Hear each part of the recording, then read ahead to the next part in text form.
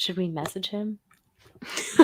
Hello, welcome to Happy Hour. We're not, apparently, according to Maggie, we're not happy, but we are here anyway to break down the atrocity that was yesterday.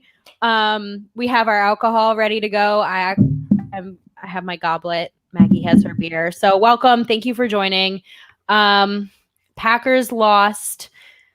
Kind of a just absolutely frustrating game yesterday, 28-22 to our division rival, 2-5. They came in to play spoiler. Mike Zimmer is definitely so pleased with himself. Do you think they had a full handshake? I don't know. I hope not because of COVID. Because apparently that's going around. Sarcasm, obviously, that's going around. But Maggie, before we dive into anything specifically, just immediate gut reactions. It was like, I think you summed it up. It was frustrating and a lot of it didn't make sense. And I think that that's the head scratcher is, by all accounts, like Jacob Westendorf, the godfather of Game On, loves to say, like, on paper, like, how does this matchup look? And on paper, there was really nothing that should have been a W in the Vikings category. Like, everything fit the Packers really well. And you knew that their one opportunity in a windy Lambeau Field was going to be to run Dalvin Cook. And the fact that there was no answer to that for the entire game just didn't make sense. 4 touchdowns. 4 touchdowns. I'm pretty sure he had 2/3 of their entire yardage on offense. It's just like when you know who to stop and you know what the game plan is going to be, and yet you can't execute, like, that's super frustrating. Kirk Cousins didn't need to do anything. He had 11 passes, right? Like, come on, man. And they weren't long attempts. I think it wasn't 11 yards, I think, was his longest attempt. It's just so painful. And I think too, like, at least my gut reaction as well, was a little bit like the Packers kind of beat themselves. Besides the run defense, I think that our offense could have caught up. I mean, we only let them score 28. Like, our offense has been scoring 30 plus, but our offense just kept beating themselves. Bad penalties, bad mistakes, tons of drops. We didn't deserve to win, to be honest. Going into the game, the Packers were second in points for. The Vikings defense was like 30th in points against. So again, it's another statistic that it felt very much like it was in the Packers' realm to absolutely dominate that game on all fronts. And I guess maybe part of it could have been that they weren't airing it out as much because of the wind, but Rodgers, but he still slung it a little bit, and he has one of the best arms in the league. If you're talking about like cutting the wind, and it's not a lesson in aerodynamics here, but because I would never teach that anyway. But I was going to say, please inform me. But I mean, when you have somebody that has that strong of an arm, it felt like the Devontae Adams show a little bit, which was impressive. You said on Twitter, we can't forget that he had a hat trick. Like, let's not lose that in the loss. It was still another impressive day from 17, and that 3rd touchdown, beautiful. Drop in the bucket. It's one of the few quarterbacks in the league that'll make that play. I love that we immediately sort of go to like the positives because that's who we are.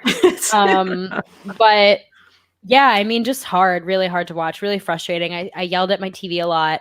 I just kind of was like, what are you doing? What are you doing? What do you practice? Why are we not practicing tackling? Why do we let Alvin Kamara and Dalvin Cook and just like run through us? There was that 4th touchdown really obviously sealed the deal, but at the same time was so demoralizing to watch. It was the Alvin Kamara run again. Just so many guys throwing their bodies at him and not being able to bring him down.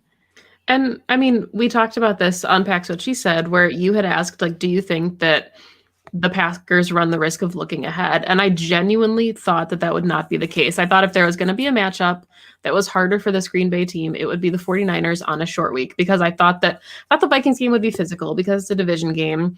They're going to give it their all regardless. But I don't know if there was some type of slump where they were so concerned about playing on a short week that they didn't necessarily want to give it their all and get hurt and, feel beat down, that they just kind of rolled over. And there was a season high 9 penalties this game. Like there was just a lack of discipline all around, and it's a head scratcher, honestly. I didn't feel like they were looking ahead, honestly. Like I didn't feel like that at all. I think they just played poorly.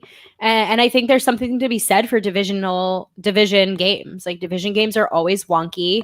The Vikings, of all the teams in the league, you know, Mike Zimmer has our number a little bit. And I think of all the coaches in our division, he's easily the best one. So they were well prepared. And, you know, like with the wind, like you said, we thought that we were going to be able to take advantage of their very depleted secondary, and we couldn't really. We did a little bit, but we couldn't do enough. I think unlike last week, we kind of gave up on the run game a little bit when we got behind. And it fell apart, but not in the way that the Bucs or the 49ers last season fell apart. We fought till literally the last drive, and we saw some juice from the defense a little too late in the fourth quarter. But like, that was the one thing that I was like, okay, you know, they're actually still fighting. They're not rolling over.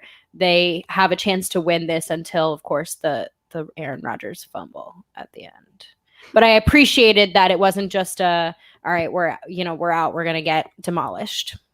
Yeah. And I mean, there is stuff to be said about that. It just, you know, it kind of feels like we're in the same old with this defense. And right now we're looking to see how they bounce back. And this is such a defeated and depleted 49ers team that if this isn't the get right game for the Packers, then there's some serious issues there. But I mean, per Pro Football Focus, the Packers are the worst tackling team in football. They've had 63 missed tackles. It looks like it to me. 7 games. So that's 9 a game. I'm not like a math person, but like, that's too many.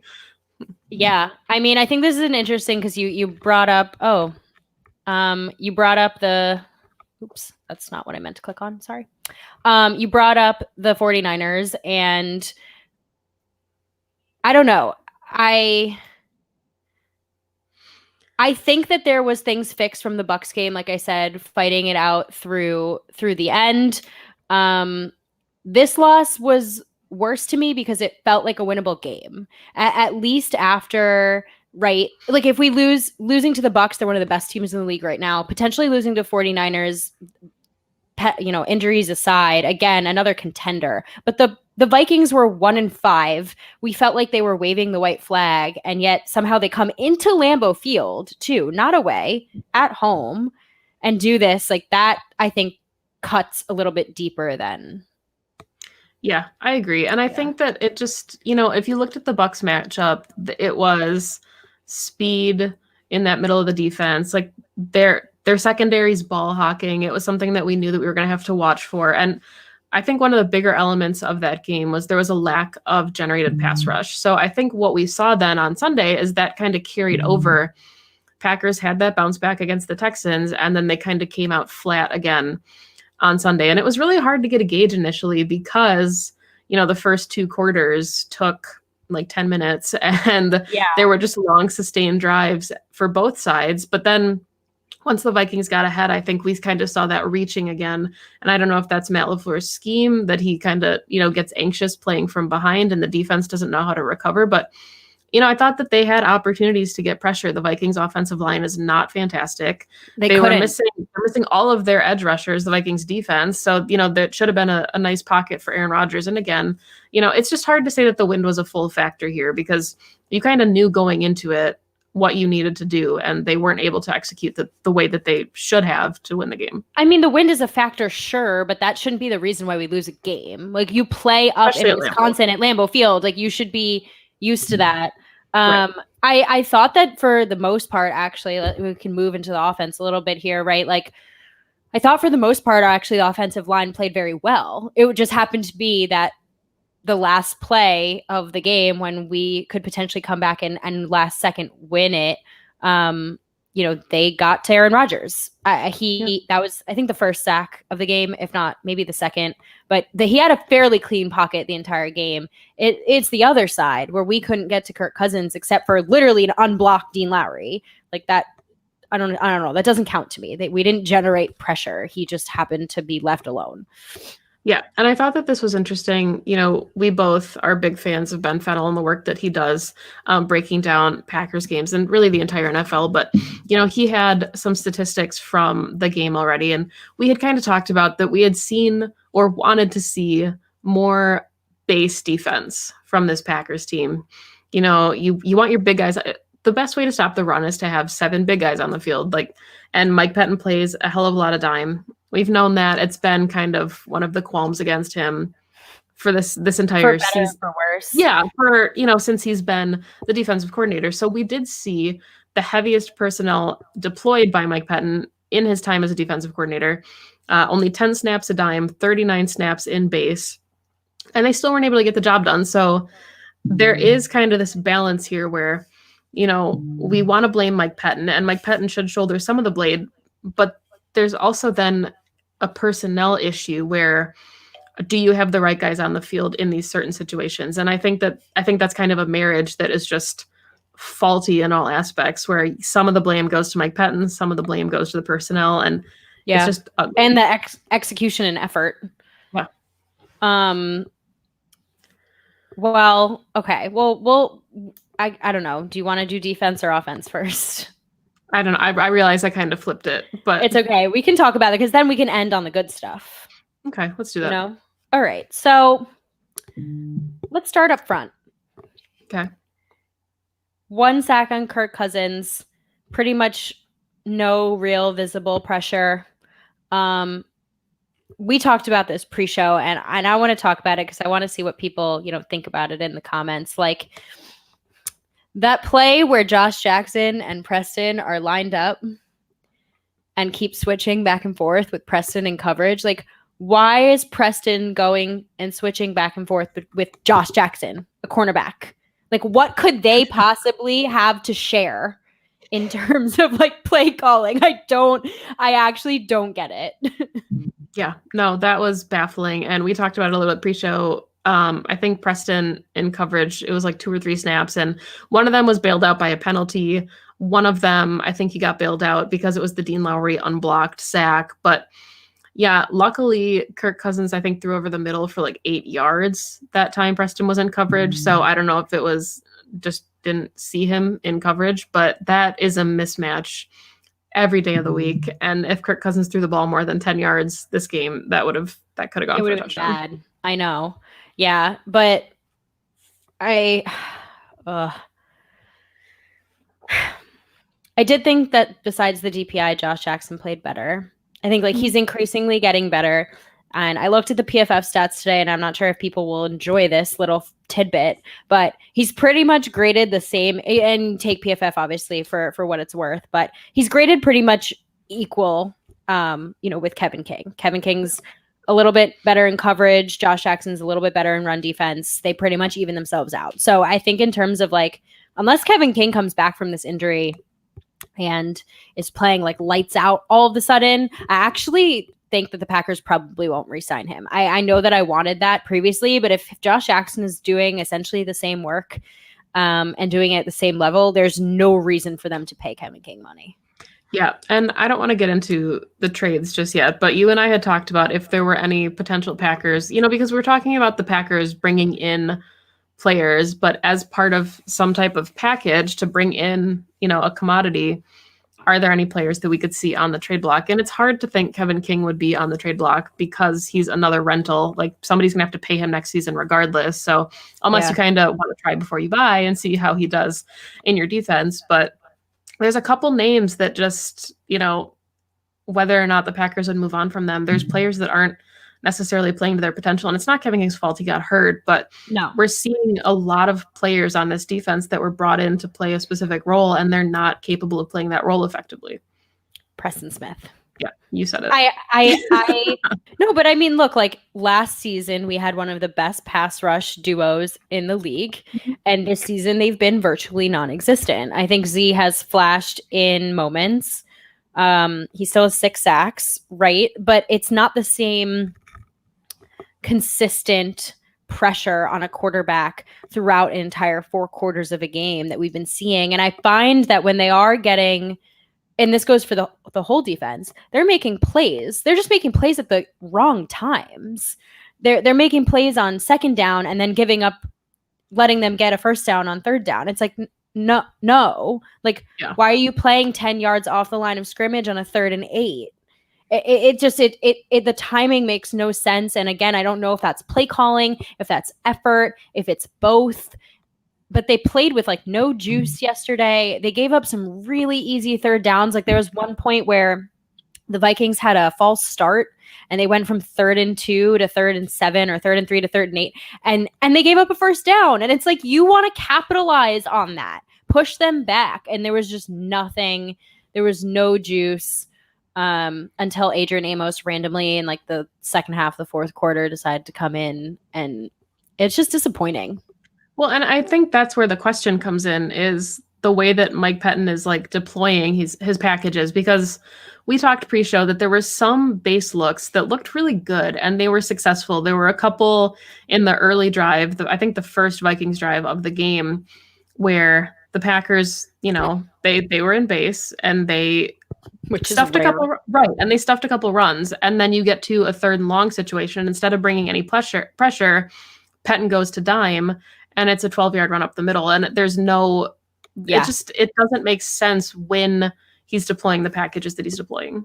Yeah, exactly. No, I completely agree. And that's when I'm really like, it's not the personnel. Because if you deploy, like you said, the right packages at the right time, the personnel are doing what they need to, but then you switch it out at the wrong times. And then all of a sudden they have a new set of downs. I thought it was just a sloppy game as well. Like we don't need to tell everybody the Packers are horrible at tackling. Like we all watched the game. And that's really like a really big thing to me, is just like fundamentals. Like, what are you practicing in practice? Like, where are your fundamentals? Like, this is like Pee Wee League stuff, like just tackle, stop taking bad angles. Darnell Savage and Chris Barnes too, a little bit. We talked about this today, like just not getting there, like getting to the player, but not bringing them down. Like they should not be getting 3, 4, 5, 6 yards after contact.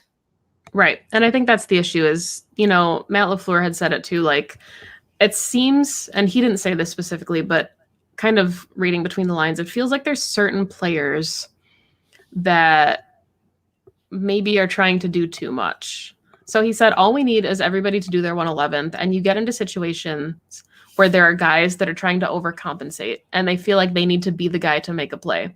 And if everybody just does their job, like you feel like you have the talent to be successful. But yeah. I couldn't really, I guess, tell who he was talking about. Maybe Adrian Amos, because he, like you said, came on really hot, really late, and he had some really nice plays. But it just kind of feels like there's guys that are giving it, like Kamal Martin. I mean, he had some. Let's talk about Kamal Martin. Bright spot. Yeah. Bright spot. Yeah. I mean, that's I think what I mean by there's like a personnel in there that I feel very, very good about. But as a whole, we're not getting them off the field. It doesn't matter that Kamal Martin is playing great and he's a young, really exciting inside linebacker for us. Like it doesn't matter. Right. And so, yeah, we can say, he looked great and he's coming in and it's only his second game, and, him and Chris Barnes are athletic and promising, etc. He's making plays in the backfield. He's doing what he needs to, but we just can't get off the field. And I think it's something that Andy Herman has talked about, and Zach Cruz has also said it. And it's just like, there's really nothing that this defense is good at. They, like, at least last season, we could create turnovers or create big explosive plays. And even at the beginning of this season, before the bye, the first 4 weeks, there was like one, game-changing, momentum-changing play that the defense would pull out at the right time, and we would end up winning the game. But that's just not a sustainable way to win football games. We're losing because they can't even get 3 and outs. Like, they can't even force teams to punt. And when you have a player like Dalvin Cook, especially, or Alvin Kamara, or, who are we going to play this season? Maybe the Panthers are going to get Christian McCaffrey back by the time that we play them. Derrick We're going to see Derrick Henry, which just it strikes like actual fear into my heart. That's the play. That's the player you need to stop, and we physically can't do it. Like if Dalvin Cook can score 4 touchdowns on us at home, so can Derrick Henry. Well, and Derrick Henry has what, like 50 pounds on Dalvin Cook, and you can't tackle Dalvin Cook. Like, good luck. I'm sorry, but, and I mean, I think that this is just the question mark with the defense is, last season, week 1, the Packers pulled out a 10-3 like scrub of a game against the Bears, and it was like, oh look, we have a defense that can keep us in these games when the offense isn't performing, and we gave the offense some time because it was year 1 of a system. We saw, the year 2 development in the first 4 games of this season. And we were like, okay, the offense is rolling. It's starting to make sense, but we're not seeing any jumps from the defense. And instead, we're kind of seeing everything revert back to hopefully the offense can put up enough points to keep us in games, because this defense that Mike Pettin is playing is predicated on turnovers and big plays. And the last couple weeks, we're seeing exactly what happens when there aren't turnovers and they can't force a big play. And Ben Fennell pointed this out on Twitter today, but the Packers are the only team right now in the NFL that's allowing a 100% success rate in the red zone. 23 drives. Yeah. 17 of those have been touchdowns, 6 have been field goals. And I think that's a number that, speaks volumes too. So not just the 100% success rate, but 17 of them are touchdowns. So more than half not of even your field goals. Right. And that's the thing too, is like, okay, so our offense is clicking, it's working, we're scoring points, but if the defense can't get off the field, then our offense can't get on the field to score points. And then by the time that we are on the field, it's already 28-14 and the game's over. And it's just like, it's like a classic case of Aaron Rodgers not seeing the ball in overtime. Yeah. That's what kind of this has made me feel like, especially with the Bucs games too. It was already like 28-10, and he gets the ball back. Like there's only so much that man can do, and our offense can do when you're behind. And you also play differently when you're behind, because like we abandoned the run game a little bit. You have to pass the ball because you have to create big chunk plays, and you have to score points, and you only have so much time on the clock. And this team is not built to play from behind. They're just not. Like, we saw the best that we could get yesterday, and we couldn't even catch up, and it was only 2 scores, and I think that's the difference between a team like the Chiefs or the Seahawks. I hate to say it, but you don't count them out when they're down 15 points or 20 points. We've seen with the Chiefs, but with the Packers, it's kind of like if they get down that far, it's kind of over. So I want to talk about that, because the Seahawks have one of the worst pass rushes in the entire league. Like, they have, I think Jamal Adams is tied for league lead, or for team lead in sacks, and he's a safety. So like, that shouldn't be happening for your defense. And then the Chiefs won the Super Bowl with one of the worst defense in the league, going up against the 49ers, who had the best defense in the league. So I think that's where all the question marks come in is, and I don't want to turn this into a whole thing about wide receivers versus defensive line, because you and I are absolutely... Don't get me started. But that's the thing is, to your point, you can't have everybody knowing the team's cap space. So what do you prioritize to give yourself the better opportunity to be successful? Like, is this going to be a season where the Packers are just predicated on, well, we have to score more? Like, is the goal for this offense to put up 40 because the defense will give up 35?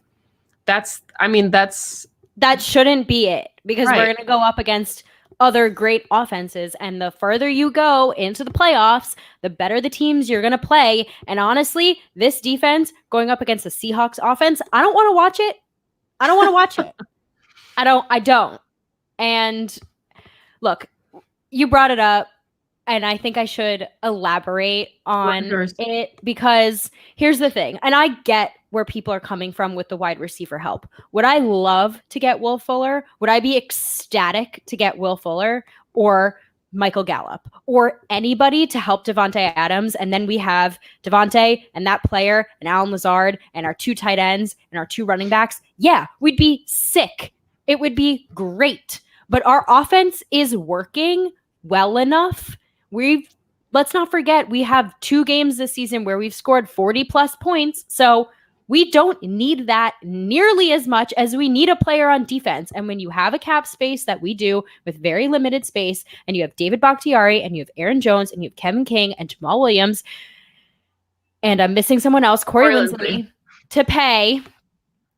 I get it. Everyone's screaming. They want all of these players. Yeah, I'm sorry, but the cap hits are real. And teams like the Saints and even the Vikings and the Chiefs, it's going to catch up to them eventually. And I'm sorry, but I'm not willing to do that to this team for maybe a mediocre run stuffer and a wide receiver 3 that will maybe get to the Super Bowl with. Like, I'm just not. I'd rather go in on one good player, and we need that on the defense. Yeah. That's my opinion. And it's hard, honestly, to assess the wide receiver situation from like trying to be as objective as possible, right? So I'm a big AJ Dillon fan, obviously, but the thought process is the Packers were interested in a wide receiver in rounds 1 and 2, and their guys just weren't there. That's not the Packers' fault that their players weren't on the board for them.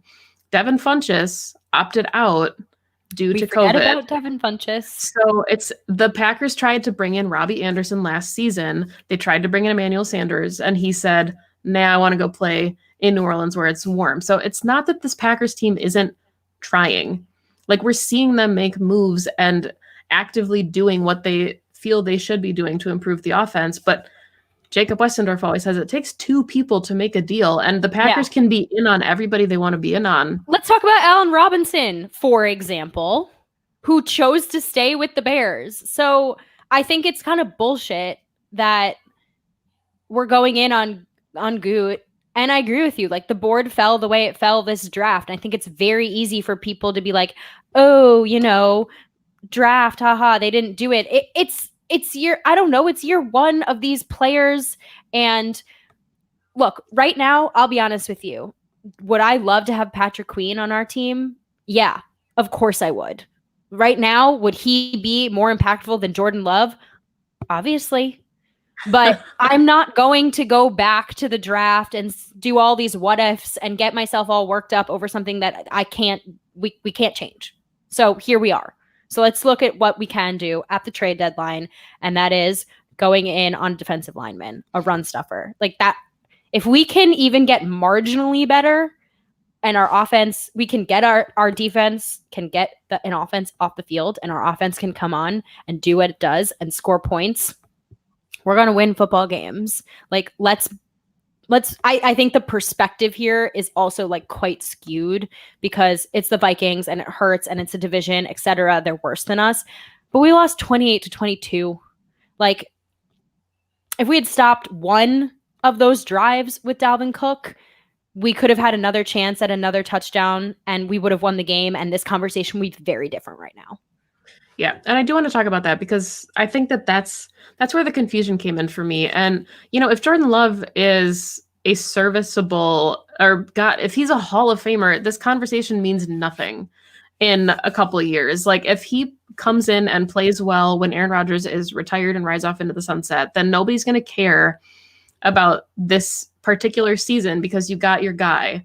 Right. But we won't know if the Packers got their guy for a long time. So it's really hard to make evaluations on that right now. But I think the part that's confusing is, the Packers tried to bring in Devin Funchess and he opted out with COVID.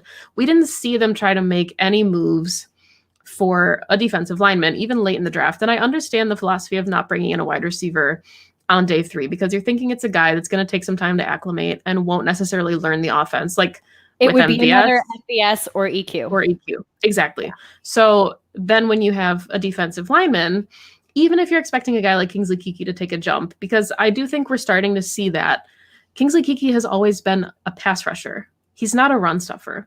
And we're seeing a little bit of run stuffing ability out of Montrevious Adams, and then he's not seeing the field. I think he took 6 snaps. Don't get that at So all. Tyler Lancaster is good at what he does, but he's limited in his realm of what he can do for this defense.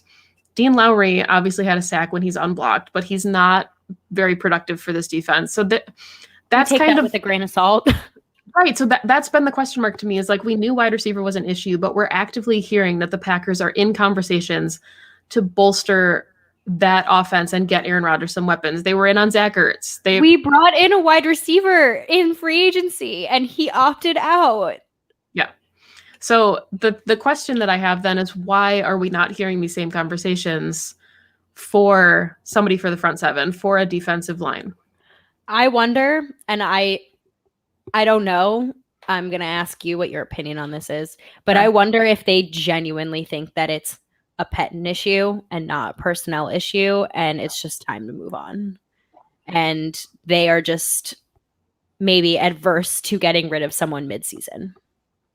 But that's the thing, is you feel like you're tanking the season then. And I get not wanting to bring in somebody like, Dan Quinn or Wade Phillips, some of the more popular names that are being tossed around, because it's hard to pick that up mid-season, but it is confusing, right? Like, but Wade Phillips doesn't have a job.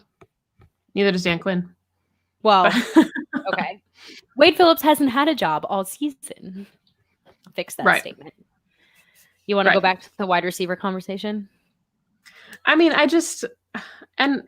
every team deals with injuries. Look at the 49ers. Their entire team is on IR, and that's a mess for them. But the Packers knew what they had in Alan Lazard, and he was taking a significant jump, and then he had a core muscle injury. So it's just... I love you, Joey. Oh, that's fair. Yeah, Joey, I think I read that in the fine print. Yeah. But sorry. But no, I mean, that is part of it, is the Packers thought that they had the pieces. They had Josiah DeGuara, who was looking like a piece for the offense, and he had a season-ending injury. So injuries obviously can't be the excuse when your team is losing, but it's part of football.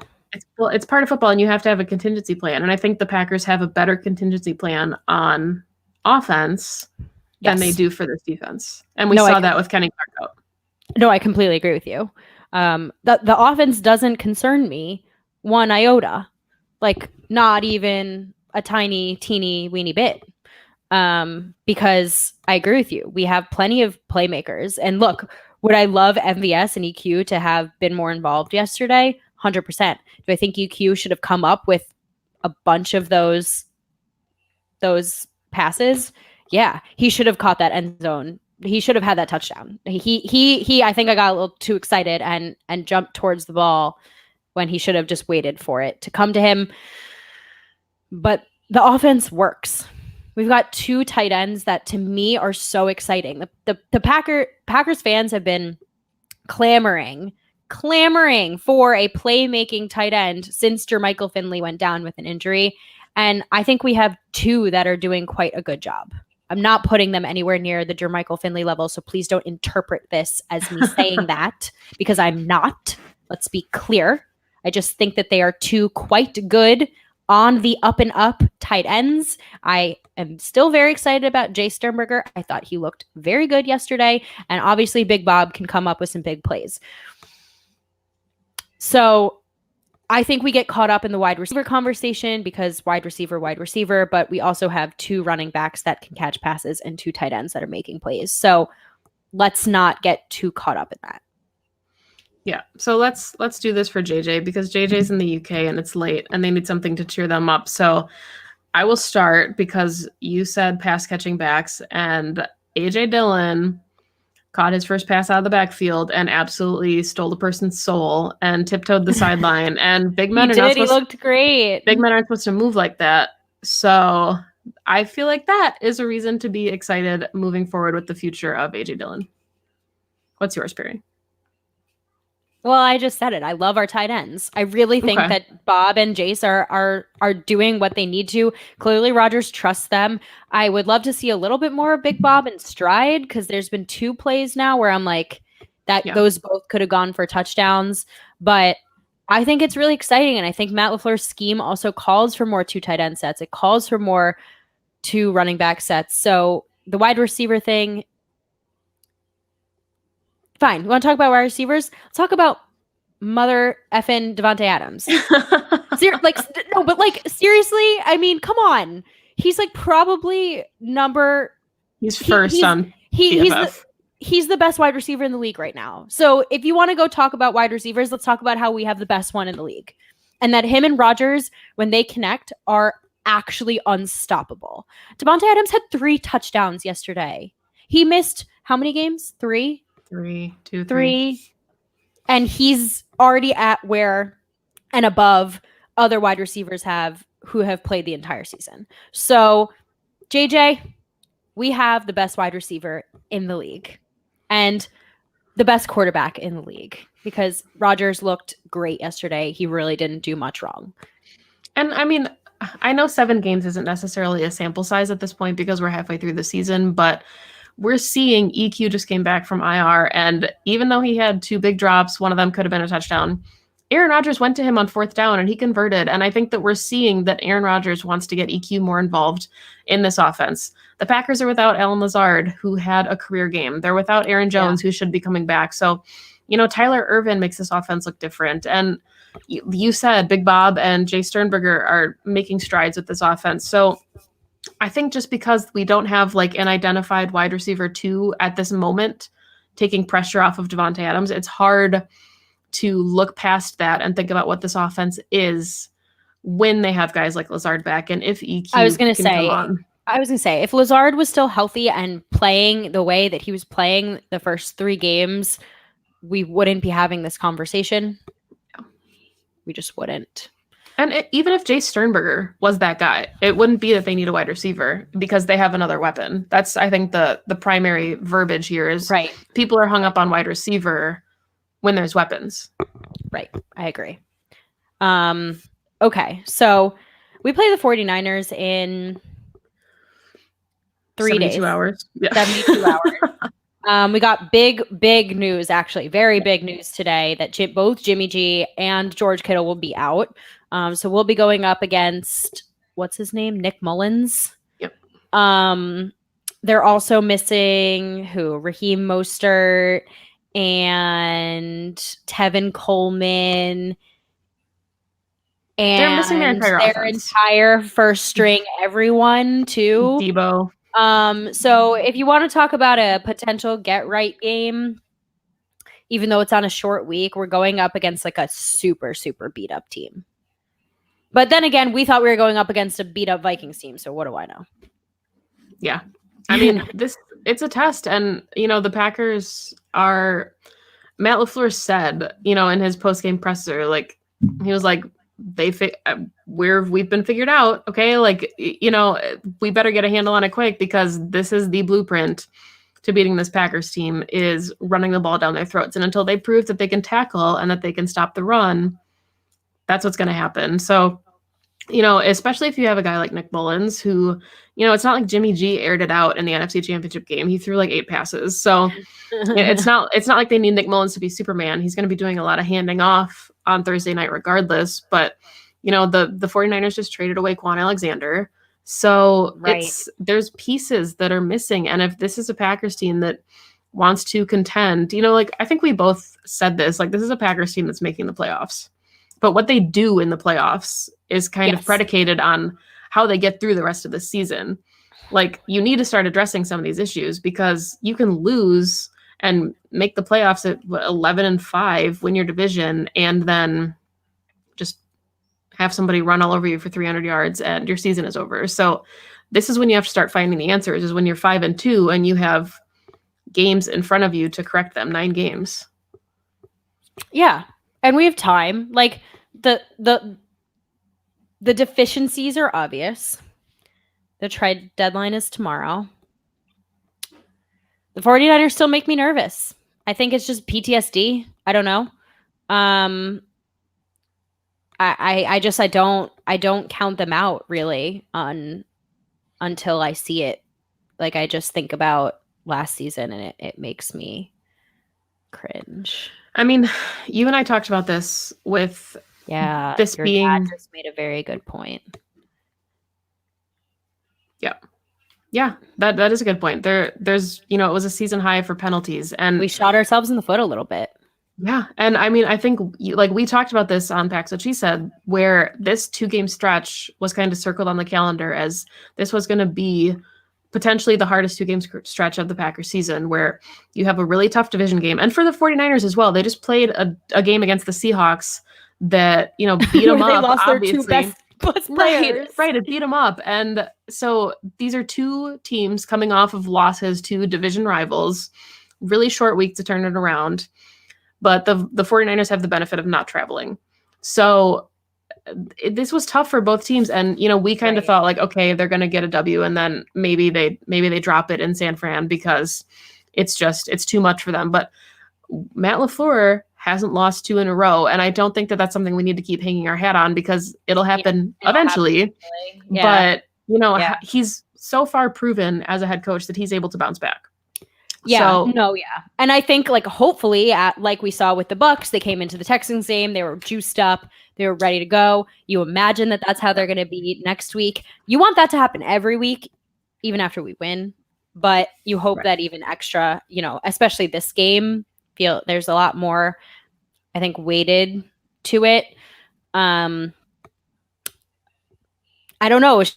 I guess we haven't touched on it at all, really, and it's been 41 minutes, but the other question up in the air right now is, like, is this game going to happen on Thursday? Because obviously we heard that AJ Dillon tested positive for COVID. We don't know if other players in the Packers locker room have tested positive. They've gone into the intensive protocol, whatever that means. We'll get more tests back tomorrow. But if this becomes a greater issue, this is potentially, you know, up for postponement. Not that I want there to be more players that test positive. Let's make that quite clear. I do not. But postponement would not be the worst thing in the world. If, you know, just for time to get healthy, I guess. I feel like we're going to kind of see tomorrow what happens. You know, Jamal Williams, Big B. Jamal Williams was one of the players that was in close proximity to AJ. Naturally. Which we're assuming. They didn't make that clear, but Jamal Williams and Kamal Martin were added to the injury report for non-injury related means, which makes you think that they were in close contact. Well, none of them practiced today. So the injury report was just what would have been. Right. And I guess, you know, while we're on that, Will Redmond, Vernon Scott, Rick Wagner, and Mercedes Lewis were the other 4 did not participate, or would have been had the players practice today. But we know that it was a bunch of Zoom meetings. Yeah, the Mercedes Lewis actually made sense to me because he did not play well yesterday. Like, he looked like he was just getting trampled. So, injury, okay, sure. You know, I did like in Aaron Rodgers' presser, he said that Mercedes Lewis was somebody that he would want in his locker room with him on the field or in a dark alley to have his back. So that's how I'm always going to picture Mercedes Lewis from now on, as somebody that I would want to have my back in a dark alley. I mean, yeah, he's ginormous. Like, I would not want to. I would not want to fight him. Damn. But yeah, I mean, prayers up for AJ Dillon. I really hope that he's okay and is asymptomatic, and you know, no long-term effects there. I hope that he didn't spread it to anybody. We'll see if that's the case. Yeah, it's, I guess, a wait and see game at this point. But it does give the NFL a little wiggle room, right? If it's a Thursday game, that needs to get postponed. I think they likely wouldn't move a game up because that would be unfair to a team without preparation. So we might just lose our Thursday night game. But yeah, I mean, I could definitely see them just moving it to Sunday. And, you know, especially if there's I don't think that they're going to postpone for one test, but if it could. They won't. I guess it'll depend what happens with the 49ers too. And right now everything looks good, but you know, we don't really need to get into the reasoning for having pregame testing that you don't get the results back until the next day. But so much wrong with that. The NFL can afford rapid tests. Why aren't you? If there's one means to support rapid testing, I think the NFL can do it. Using them. Oh, okay. Last minute thoughts.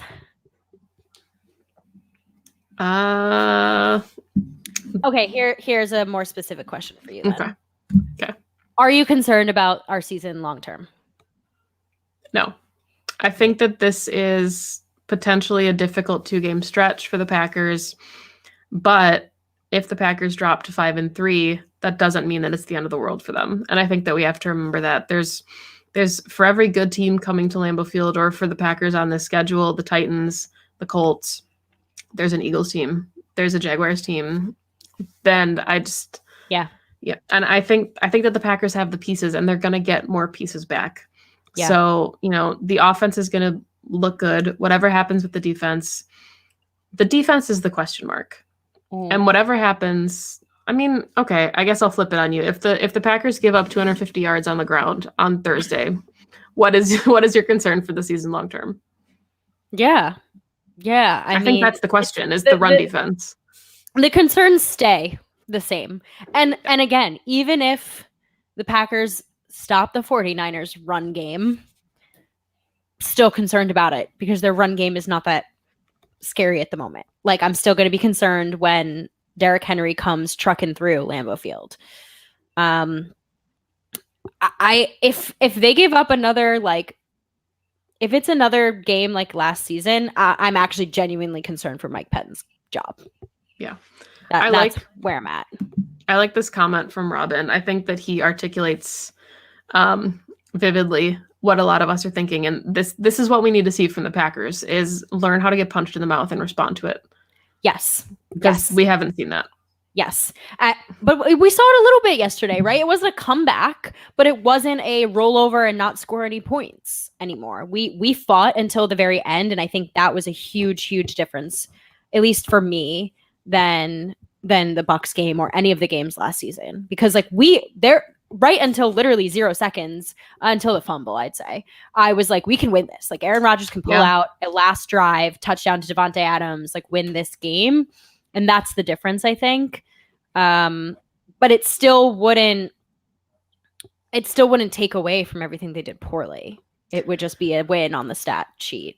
Well, and I don't remember who said it, but winning hides a lot of your flaws as a team. So it's better to get some of these losses out of the way early and figure your shit out before you find out where your flaws are in an NFC Championship game. Yeah. No, I agree with that. I do. And there's plenty of time this season. And I agree with you. Look, we went into this season expecting a worse record. I did not think that the Packers were going to go 13-3 again. I still don't.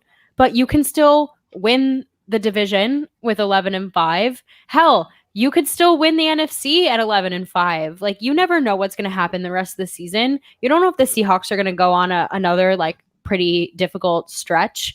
You don't know who's going to come in as a dark horse. It happens every season. So I agree with you. I'm not concerned about the season. I still think we make a deep playoff push. I would just like them to clean some stuff up, because it's just clean it up. We just need like a mediocre defense, and this offense can take over. And yes, the Vikings still suck. The Bears still suck. The haters on Twitter still suck. Go Pack, go. Go Pack, go. All right. Thank you all for joining us today. I hope that this was somewhat informative and cathartic. I hope you guys bring some more questions for us, because as much as we love your comments, we would prefer to interact with you a little bit more. So bring the questions.